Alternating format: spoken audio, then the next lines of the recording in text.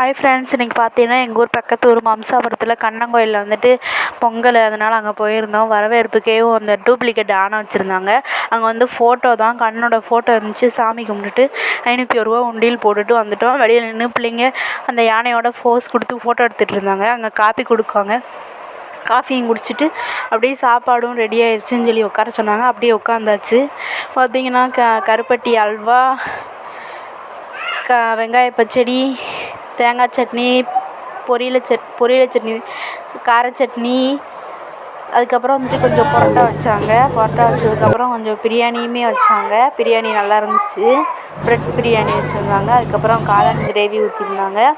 அதுக்கப்புறம் ஒரு ஊத்தப்பமும் ஒரு இட்லி சாம்பார் ஊற்றுனாங்க. அதுலேயும் இது எல்லாமே வச்சாங்க. இது எவ்வளோ வேணாலும் நம்ம வாங்கிக்கலாம். பிரியாணி, இட்லி, ஊத்தப்பம், அல்வா கொண்டு நம்ம எவ்வளோ வேணாலும் வாங்கிக்கலாம். நல்லா சாப்பிட்டோங்க. இங்கே வந்துட்டு 3 தடவை காலையிலேருந்து சாப்பாடு போடுவாங்க. மெனு மாறிக்கிட்டே இருக்கும். எல்லா மெனுமே சூப்பராக இருந்துச்சு. சாப்பிட்டுட்டு அப்படியே வீட்டுக்கு கிளம்பிட்டோம். இதுதான் கோவிலோட அவுட்புட். தேங்க்யூ.